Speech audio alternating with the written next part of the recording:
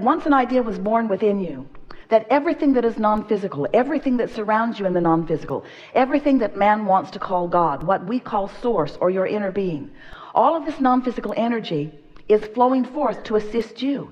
Not just some of you, all of you. And not in a general sense, but in a specific, unique sense, because you are known specifically by source.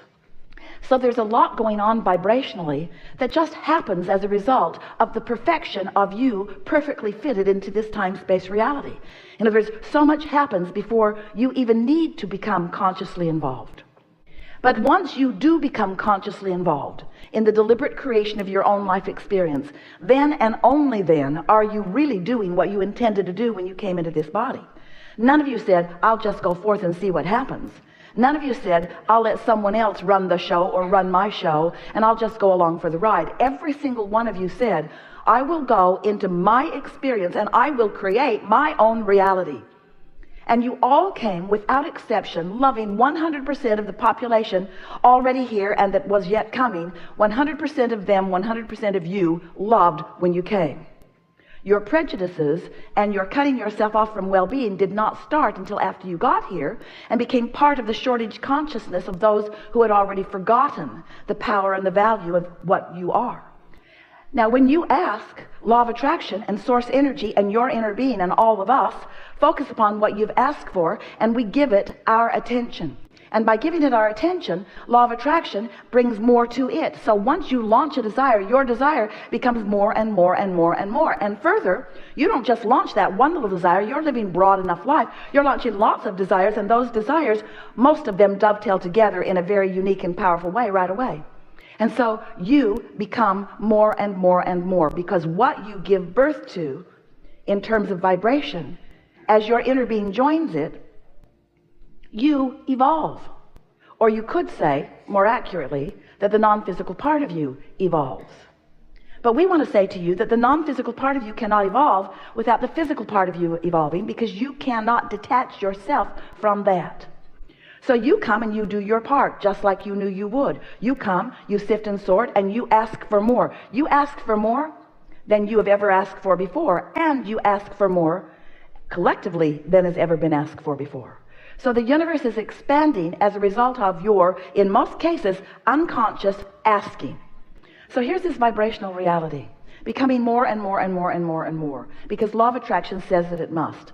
So step 2 of the creative process is, 1, ask. Step 2 is answer, and that's how it is answered.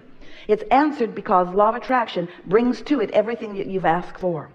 Now, think about it. You've asked for so many things. If someone said to you, what have you put into your vortex? Most of you couldn't even begin to identify all of the incremental experiences that you have lived that have caused you to put wonderful things in that vortex. And furthermore, you really cannot identify them as they have mixed together in this perfect vibrational format with the attention that your inner being has given to them. In other words, we want to say to you, we love you so much, you don't even really know what's in your vortex. But we know what's in there, and we know that it's good, and we know that you will know, provided you do what we are calling step 3 of the creative process. You got to chill out. You got to stop worrying about things. You got to stop defending yourself and debating over things that don't matter.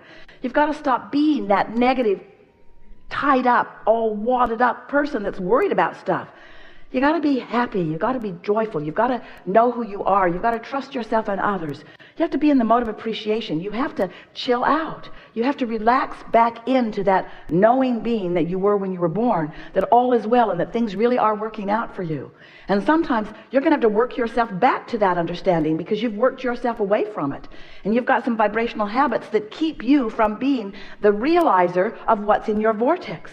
But your vortex is bubbling, it's becoming, it's like a gestation period. But it reaches a place where your creation is ready to be born out into the light, out where you can experience it fully.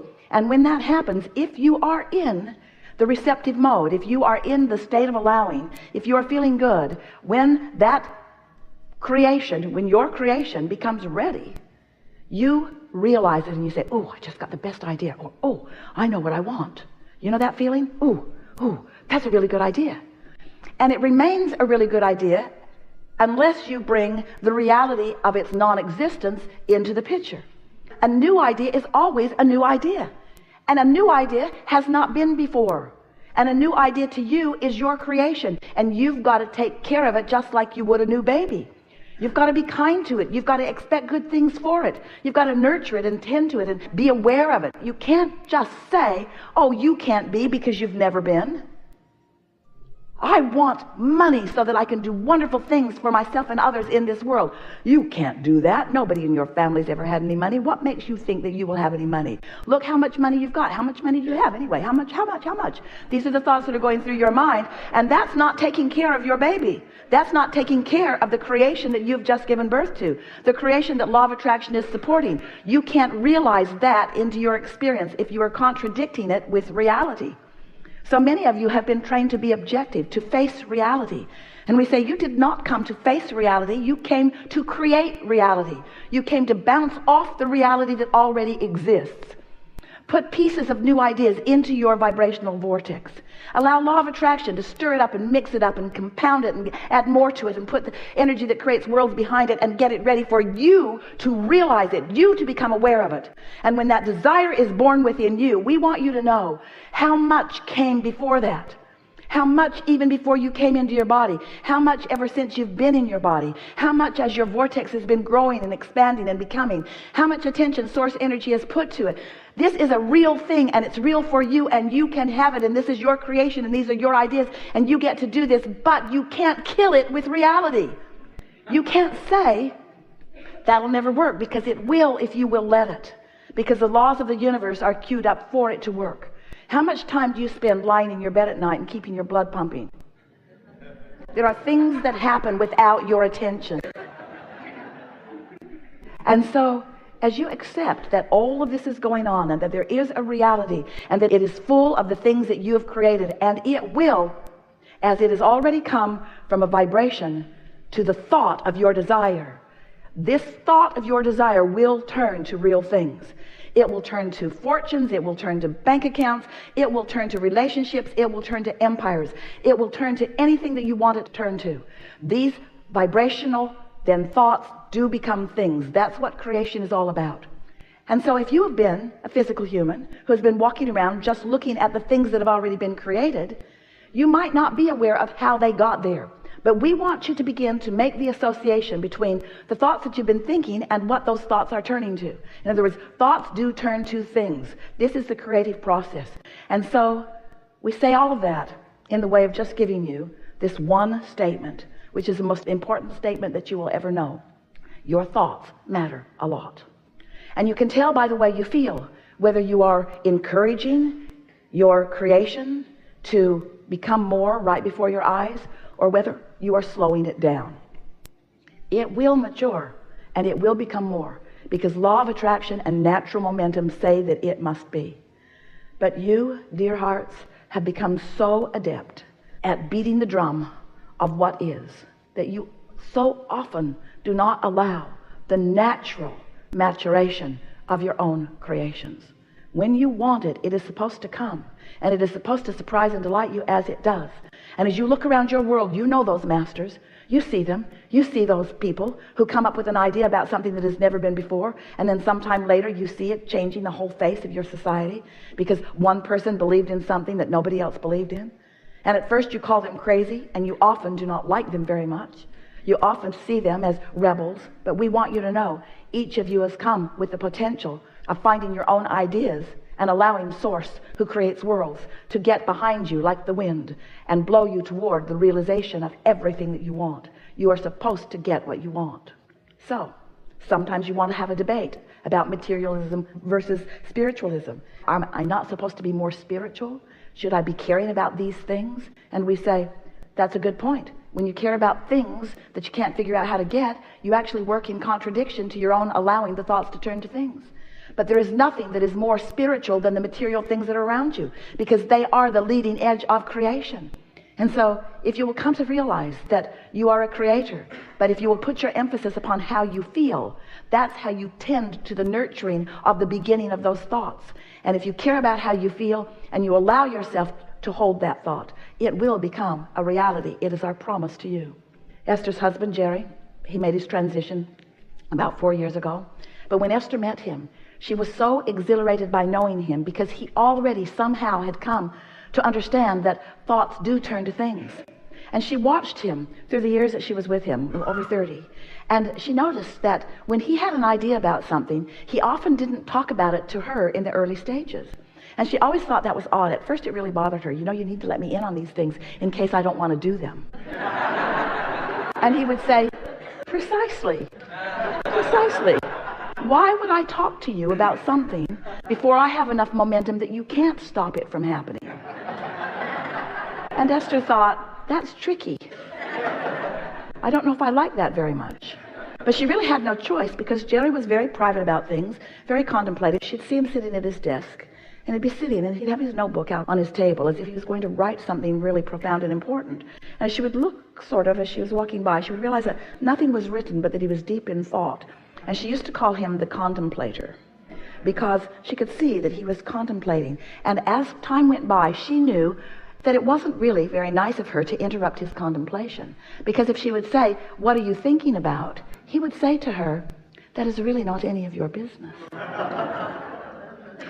And she would say, all righty then. I'll go do something way more fun than what you're doing.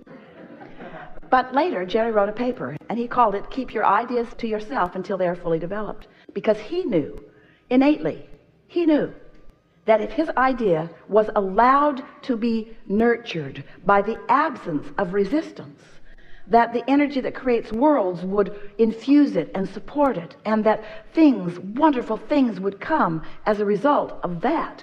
You all were his idea. He knew when he found Abraham flowing through Esther that this was something worth hearing. And Esther said, if you tell anyone, I will personally kill you. Because she thought this was weird then. 1985 felt weird. Felt really weird. She knew infinite intelligence was flowing. She knew how good it felt.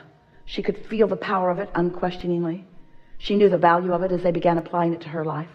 She was worried about what people would think of her if she were to allow something so unusual and so magnificent to occur.